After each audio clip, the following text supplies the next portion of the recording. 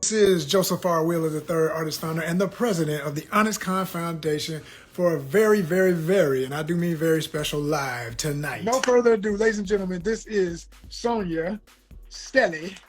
Okay, I always am tempted to say SONJA because that's how her name is spelled, but it's pronounced SONJA Stelly. And you're originally from, was it Louisiana? Yes. That's what's up. That's what's up. So Go ahead. Moved all over the place.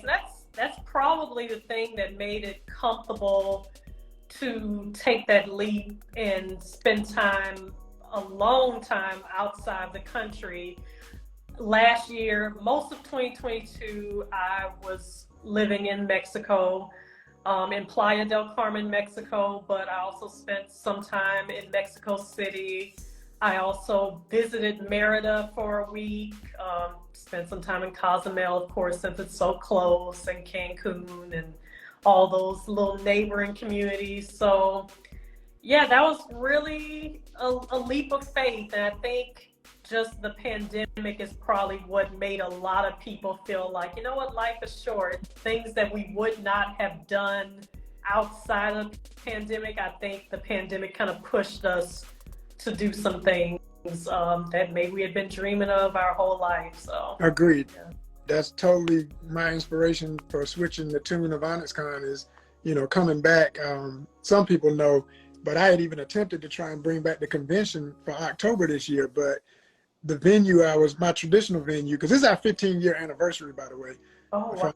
Yeah. 15 years of ONYXCON. And so when I wanted to bring it back this year, it was seeming like it was going to happen at first, but then there was a lot of bureaucracy that was going on with the venue that I didn't know about. This don't make no sense. Not to mention, I personally was, like you say, in 2020, I was just debating, like, does this even matter to me anymore? Do I want to do this as a convention anymore when I have grown it into so much more than just this convention? It's about a lifestyle. It's about living your best life through the artistic lens, you know? And that's what I'm always trying to stress to people. And some people get it. You know, a lot of my artist friends, I know they get it because they don't get quiet on me when I talk about the other stuff. When I talk about, hey, I'm fishing, I'm hiking, they like, go, man. And they don't even have to do all that stuff. They just appreciate that I'm living, you know, this out the box way.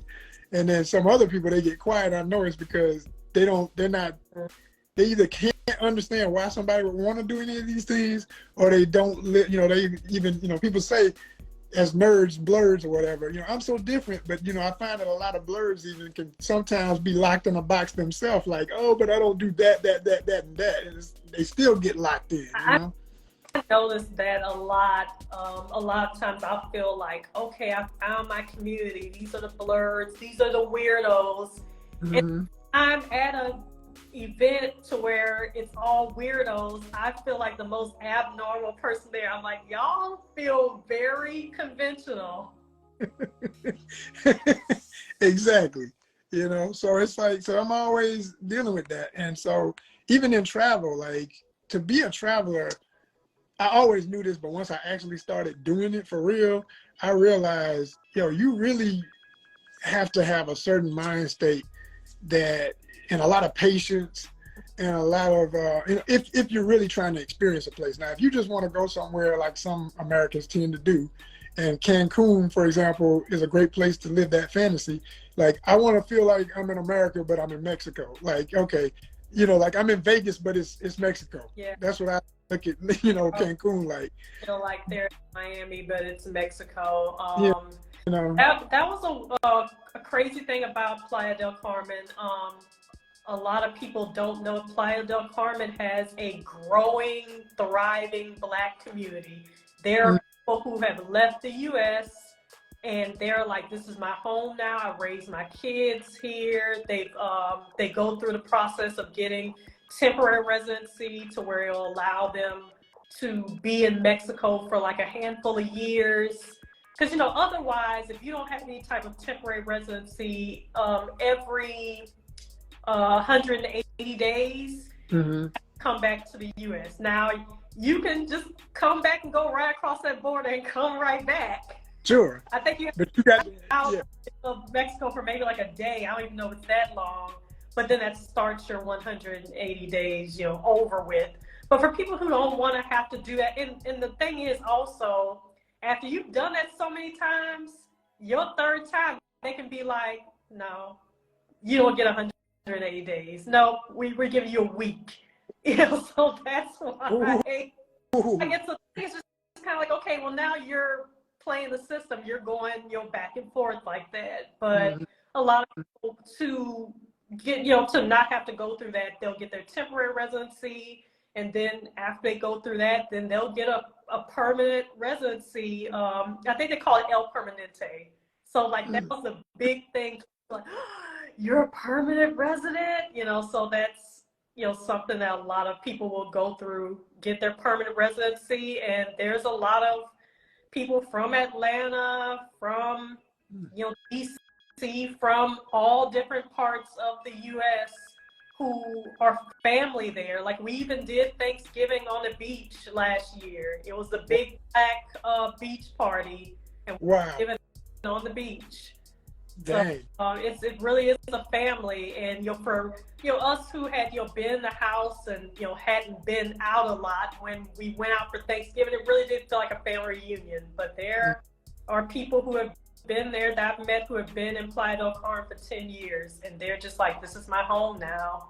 And you wouldn't know, but we can tell when we would go out just to eat and we would be around the tourist area. We tell who is somebody who lives there as a black person and somebody who is a tourist. Right. Yeah. So you can tell that the tourists are all made up, and makeup is just perfect, outfits are perfect. They might have on heels, knowing that these little cobblestone streets, you got on heels, like nobody told you this is not a good idea. And don't even that the way the roads are, that you will trip, and I've had several accidents. Yo, when I tell you, I avoided some accidents, but I could see how they happen. I would, go down the street that I was getting used to. So, you start speeding up your walk. You're like, oh yeah, I've been down here before. But like, oh, wait a minute. Do you not see that hole that they have not put a lid on because they're doing some kind of construction? And you talking about something that would twist your ankle, break your leg. I mean, just some real jacked. That's because you have to think, here in the U.S., everyone is like, I'm going to sue. I'm going to sue. Right. But I think I'm going to go ahead and start the process, because you go to your consulate, in your area and start the process. So once you apply for the first section of it at your Mexican consulate in your area. So I had to go to one in Dallas, and then they'll give you, like they said, like within 6 months, you need to get to Mexico to finish the rest of the process. So I think I'm gonna go ahead and do it, because the problem was you have to make a certain amount of money. So all of 2022, I was not bringing in any income. What you think this is? So now I'm back. I think I've been back working for quite a while now. I think I'm gonna go ahead and look into doing that. So is that basically the equivalent of having dual citizenship, but just in Mexico, or what is it?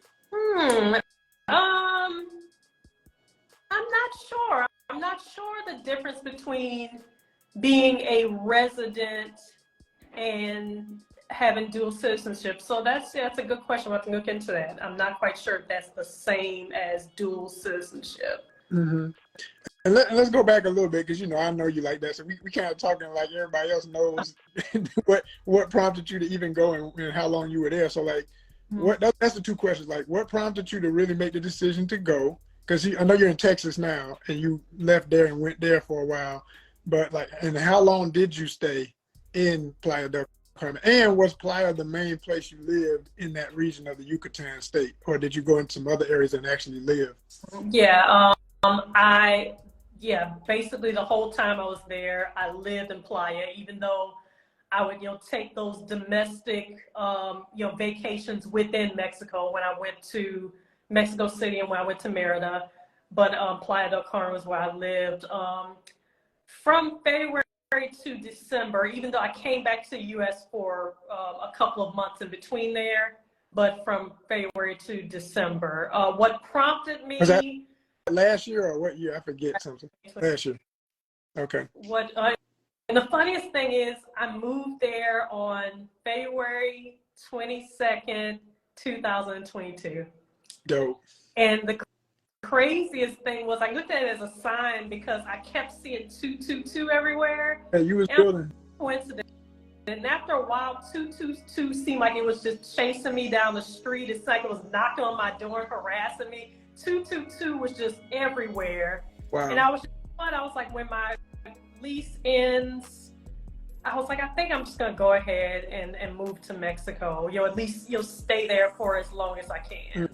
I didn't have any plans outside that. And I said, well, let me look at my lease and see when my lease is up. And my lease was up on 2/21. So wow. I'd be getting on a plane on 2/22. I'm like, okay, maybe this is a sign. That's deep for real. That is, yeah. I mean, you know, if you want to add it up on the sacred numerology type thing, you know, it's like you said 2222 and then 2. So it's like, what, that's 8 and then 9, 10. And they say the 1 and the 0 is like the reboot. You know, that's always like the restart number. So, yeah. But what really, I think for a lot of people that I connected with, 2020, we started seeing a lot of the riots. We started seeing just, you know, a lot of the, you know, certain treatment. You know, the pandemic was, you know, underway, and it was so much uncertainty. And I think it just kind of like made me feel like, okay, I want to do something different with my life. I definitely think I felt, you know, a little bit depressed with, I just wanted to feel like I could breathe again. I don't know, for whatever reason, I felt like I could not breathe, and I just needed to get, you know, out of that space and just get into a whole new space so I can think and just kind of evaluate my life. So I sold pretty much everything, which I don't know exactly why I decided to do that, because I wasn't sure, like, will I go to Mexico and try to get residency and never come back to live in the U.S., just come back to visit? But I felt like I needed to lighten my load and just worry about everything else later. So how's your Spanish? Because I know anybody watching this is going to say, well, dang, she must be real good in Spanish if she lived there for a year. Like, are you poquito or are you like major? Poquito, un poco. Poco. And the thing about it is once, you know, it's been now, I think, almost 9 months since I've, you know, been gone. It's like, okay, I haven't been studying. Yeah. So, but the funniest thing, when I left for a few months and went back, because I've been visiting Mexico. Well, the first time I went to Mexico was like 21 years ago, but I started really visiting Mexico in 2020. And I had to like hide it, because that was the year that people were like, "You're taking a trip? How dare you?" So I, you know, hide that. All, you know, 2020 and 2021, I was going back and forth to Mexico, but 2022 was when, okay, someone in the comments said, "Am I back permanently?" Yeah, I guess. I mean, that's how I feel. I feel like, you know, for now, I'm in Dallas because I want to look into, you know, getting back into my filmmaking stuff and just, you know, really solidifying that. So, I'm back. That's the headspace I'm in right now. But I feel like I switch up, so I could say this and then you're like, "I thought you said you were back." And hey, living real life. You know what I'm saying? I understand. Yeah. It's like it goes with the real flow. So like with the being poquito, because me too. I mean, you know, my trip was only 5 days, and even with that, because it's such a tourist area and tourist friendly for the most part, I never had an issue. Like, even when I didn't understand somebody, we just both jump on our phones and be showing each other our phones with Google and laughing and working it out. A lot to cover, believe that. There's a lot of amazing food. in Playa del Carmen. It's funny, it's not that big of a town. Right. There feels like there's a zillion restaurants. But as far as having to know Spanish or not, yeah, if you're a tourist and you stay in the tourist areas, if you know no Spanish, you'll be fine. It would behoove you to know some, because they will gyp you even more when you don't. If you can, like when I would get into taxis, I would try to be as quiet as possible, but I would say everything in Spanish. Yeah. Because yeah, that can make the difference between you being charged the right price or being charged 5 times more than what you're supposed to be charged. exactly. So I tried to be as quiet as possible, but say everything in Spanish. And but I did, when I first got there in February, I lived outside a tourist area, and I didn't realize when you're outside a tourist area, they're like, no, we're not speaking no English. Right. So on the other side of highway is what they call it. My neighborhood, they didn't speak any English. It was such a interesting neighborhood, because like the guy would come selling like mangoes and like have like the bullhorn, like, hey, like I'm selling mangoes, y'all want ice cream truck. I'm out here. It was just, and then the dogs, did you notice that the dogs are real friendly? Friendliest dogs I ever seen in my life, that look like they're gonna bite you, but don't none of them bite you. And somebody made they're like humans. They're different, a different type of dogs. We even went to the jungle and these dogs ran up on us, and I was just like, and they ran up on us like, hey, like, what are y'all doing? The dogs are so friendly. And one dog came up on me. I was telling my friends, because the dog was walking up. I said, hey, move out the way. The dog's behind you. He's trying to get by. And the dog like went behind my friends and kind of camped in a circle, like, hey. No, they were funny. Somebody in the comments asked, did you connect with the Afro Latinx community? Well, the thing about Playa del Carmen, that's I'm trying to think about the area. Oh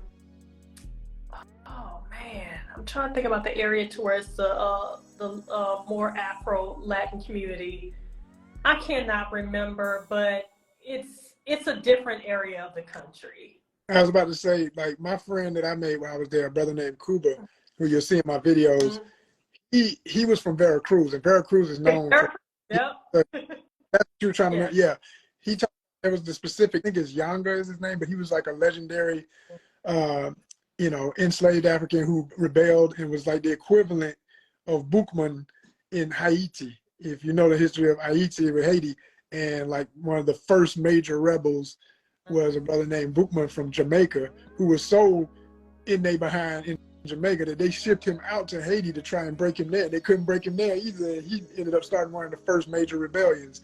Yeah. And so he was a lot like that in Mexico. And so there's a whole town named after him. They have a sculpture for him, and he's holding the machete. You know what I'm saying? I've seen it in videos with my brother Ace Live. Shout out to Ace Live. He's one of the best people on YouTube if you know about him for travel. Have you ever watched this stuff? Yes, I have. To where he where he went to a museum. He goes everywhere, but yeah, he went to where I'm talking about. To where you can see that they had African features and Olmec tradition and all that. Yes, he got deep in it. Oh yeah, Ace is the dude. And I've never met Ace, but I've had some chats with him and some DMs, and he's real cool. I mean, it's like once he feel you out and know you real and you serious about travel, he'll reach back every now and then and shout me. He'll send me some messages, let me know some stuff. Real good dude. I can't wait to meet him in person. But anyway, yeah, that's the area. And so the brother I'm talking about, he was from there, that region, and he was talking about, he knew his roots and how he's tied in with African and everything. And so, I love to see that. I mean, I knew that, but it was refreshing to meet somebody Mexican while I was there who wasn't hiding that and acting like, no, Africa, no, because I've met them Mexicans too, who be like, I ain't nothing African, I done dealt with that mess. And there are some that aren't. Are some that are very Spaniard, Yeah. But even that, I laugh when you think about the history of Spain. You know what I'm saying? It's just like, okay, you know what I mean? It's like everything's going in circles.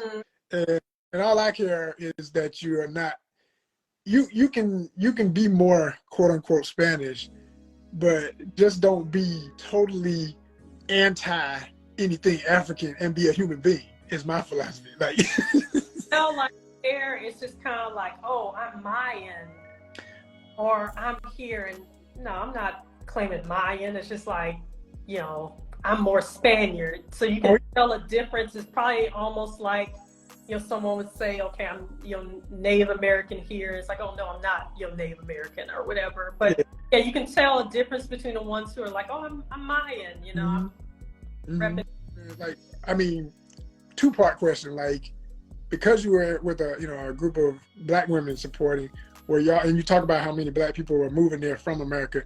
Did you go there kind of wanting to meet a Black man from America, or did it matter to you to meet guys in general who might just be there from any country or any place, but just to have a different experience outside of this American thing? I went there not looking to date at all, because if the point was to clear my mind and reevaluate life and just really reflect and think about the direction I was going to go forward, if I was dating, I think that would have been a big distraction to where I wouldn't have really been able to get to know myself. And so I really wanted to go to really quiet my mind, because I know when you're in the US, there's just so much hustle and bustle. You don't really get to quiet your mind and have those revelations and epiphanies and all that stuff. So I went without, knowing that I wasn't looking to date at all. There were ladies there to where we had to talk to them, especially since we would hang around with a lot of the Black ladies there, and just talk about being realistic. It's like, you're going there. There's not a lot of Black people here. There's this Black community to where a lot of the brothers are already came with their wife, and they're here with their wife and kids or whatever. But if you are coming to Mexico saying, I'm going to go to Mexico only wanting to date Black men, it's like, you really kind of set yourself up for failure. Because, a lot of guys who are like, hey, I'm going to Mexico to date, they're not like, I'm going to Mexico to date to be a Black queen. So, and to speak of that from my personal perspective, like, I've always been open to all races or ethnicities, more importantly, because race is a construct. But I'm saying I'm big on, I see beauty in a lot of different women. But when I'm in a place and when I go to a place like that, I'm looking to, like, just from being single, like what you said is so important. Most people I found out in these resort areas go with their families or go its significant other. So every fine woman I would see, it would be 2 seconds of her being alone before some dude would walk up and kiss her on the cheek. I'd be like, damn. Like, oh yeah. She's single. Yeah. Yeah, like the only people who might be single here and there that I experienced would be the folks from other countries who are working there. Like I was talking about Argentinians. I met a lot of cute Argentinian ladies that I was digging, but even with them, like, off the top of my head, 3 of them I'm thinking of. One of them had a boyfriend. She was real flirty with me. We had a good flirty conversation, but then I was like, man, you got a boyfriend. Get out of here, girl. So, it's not what the fantasy might entail when people think, oh, I'm about to go to this beach resort. And you just think everybody, you think it's going to be a blend of everybody. No. I got a groove back that I'm going to go and meet somebody. Probably not. Well, but this is the thing. I feel like if someone is really like, okay, I'm leaving the U.S., I'm going to live in Mexico, and since I'm going to be living there, I want to date. Well, that's when, get into those groups on Facebook or those WhatsApp, those Black in, Tulum groups, those, Black in Quintana Roo groups or whatever, those groups so you can start meeting people and knowing, because we would have, well, I'm saying we like I hosted it, but it would be like every Wednesday they would have like this event to where you would go and be at, either a restaurant or, in the beach area, to where a lot of Black people would get together and would have drinks and listen to music. It was like a whole little club vibe. I can't even remember what it was called, because there's one guy who had been in Playa for like 10 years. And pretty much every Wednesday, it was called the Juke Joint. I wanted to do that. I know what you're talking about. It's a Jamaican restaurant. It's a because they switch up where the Juke Joint is at. Sometimes it's at different spots. Okay. Yeah. Okay. Well, this one Jamaican restaurant. Do they have it at Rocca's now? Is Juke Joint at Rocca's? That's the place I was trying to remember. So you've been there. Yeah. I seen it only in videos, and I wanted to go there, but I never had time to make it. The owners, Marvin, Jamaican guy, and his wife is Asian. I want to say, I don't want to mess it up. His wife is beautiful. They're nice, kind people. I don't want to be saying she's something that she's not. No, I feel yeah. The only I know this is because of a video. Again, back to Ace Live went there, and somebody else I watched went there. And I said, man, I got to go to that place. But then when you get there and there's so much to do, and you realize, like you say, the taxi costs and the IDO, and I was like, I ain't got time. I ain't going to be able to make it. So didn't do it. But they had their original location, then they closed it down and put a nicer, newer location on Calle 38. And so then I talked to Marvin and Stephanie. I was like, are y'all going to reopen the old one? And they're like, we'll see. We might have them both. So I don't know what their decision has been. But with the first one was just Jamaican food. Mm-hmm. And then the second location was just me talking about some stuff, me talking about finding an apartment, me showing us having fun and laughing, and our, brunches and our, Wednesday night dinners, and a little bit of Juke Joint is that. Like my first video, it shows that we went to Juke Joint, so it was fun. Word. Yeah. Heck yeah, I love it. Well, for everybody who tuned in, some bits and pieces of this, and edit the best moments together and put this on YouTube also, so this will still be on YouTube. And I just want to thank you, Sonja, so much. One of these days we're gonna meet in person. I'm gonna get this hug I'm overdue for. To go to Atlanta for sure. I still talk to Lamont all the time, so I need to get to Atlanta and see both of y'all. And then I have all my Mexico sisters who are back in Atlanta too, so I have a lot of people that I need to visit in Atlanta. Good stuff. Hey, just let me know. You know this. Thank you again for following. Sonja, unapologetic. Right. Yeah. Thank you. Have a good one. Bye-bye.